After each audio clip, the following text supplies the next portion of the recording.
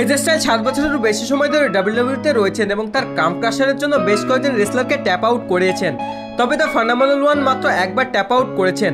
No mercy 2016-তে এজে style জন সিনা এবং dean অ্যামব্রোজের সাথে তার ডাব্লিউডাব্লিউই চ্যাম্পিয়নশিপ ডিফেন্ড করছিলেন। একটি দীর্ঘ এবং শারীরিক ফাইটের পর অ্যামব্রোজ এবং সিনা স্টাইলের উপর সাবমিশন মুভ লক ইন করেন। ব্যথা সহ্য করতে না পারে এজে স্টাইল ট্যাপ আউট করতে বাধ্য হন। তবে রেফারি এটি বাতিল করে দেন কারণ তিনি ডিন এবং জন সিনা দুজনকেই উইনার ঘোষণা করতে পারেন না। ম্যাচটি চলতে থাকে এবং একটি স্টিল চেয়ারের সাহায্যে এজে স্টাইল তার ডাব্লিউডাব্লিউই চ্যাম্পিয়নশিপ রিটেন করে নেন।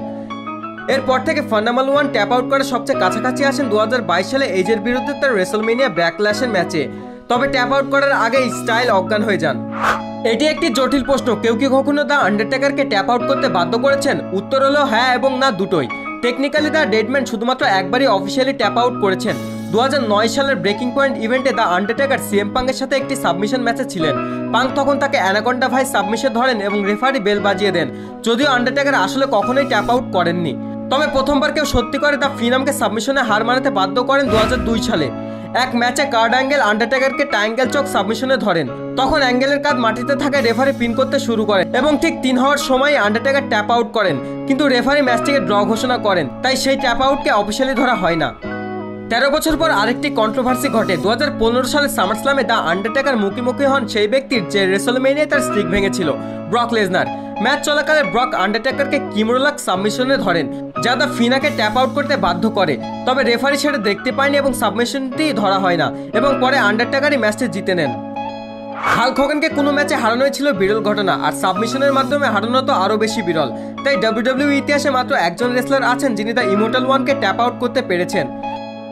2002 সালে হাল্কস্টার কার্ড অ্যাঙ্গেলের সাথে বিরোধে জড়িয়ে পড়েন, যার কারণে কিং অফ দ্য রিং ইভেন্টে তাদের মধ্যে একটি ম্যাচ হয়। দুজনেই দেশপ্রেমিক রেসলার হিসেবে শক্ত ফাইট করেন, কিন্তু শেষ পর্যন্ত Olympic gold medalist Kurt Angle lock সাবমিশনে হোগেনকে ধরেন। হোগেন রোপের দিকে হাত বাড়ানোর চেষ্টা করেন, কিন্তু পালাতে না পেরে তাকে ট্যাপ আউট করতে হয়। এটাই ছিল ডাব্লিউডাব্লিউইতে তার প্রথম এবং একমাত্র tap out. Roman Reigns WWE ইতিহাসের অন্যতম ডমিনেটিং রেসলার। হাল্ক হোগানের মতো হেড অফ দ্য টেবিলকে হাঁটতে দেখা যেমন বিরল, তেমনই তাকে ট্যাপ আউট করতে দেখা আরও বেশি অস্বাভাবিক। একবার রেইন্স তাকে ট্যাপ আউট করান, তবে সেটি ছিল ম্যাচ শেষ হওয়ার পর। ডাব্লিউডাব্লিউইতে মাত্র একবার রোমান রেইন্স কোনো ম্যাচ চলাকালীন ট্যাপ আউট করেছেন। 2021 সালের ফার্স্ট লাইন পেপার ভিউতে Roman Reigns universal championship defend করেন ড্যানিয়েল ব্রায়ানের বিরুদ্ধে, সেখানে এইজ ছিলেন স্পেশাল গেস্ট এনফোর্সার। ম্যাচের এক পর্যায়ে দ্য আমেরিকান ড্রাগন ক্লান্ত ও দুর্বল রোমানকে ইএস লকে ধরেন। রোমান প্রতিরোধ করতে না পেরে ট্যাপ আউট করার সিগন্যাল দেন, কিন্তু তার আগেই এই স্টিল চেয়ার দিয়ে হামলা চালিয়ে সেই সাবমিশন ভেঙে দেন, যার সুযোগ নিয়ে শেষ পর্যন্ত রোমান রেইন্স ম্যাচটি জিতে নেন।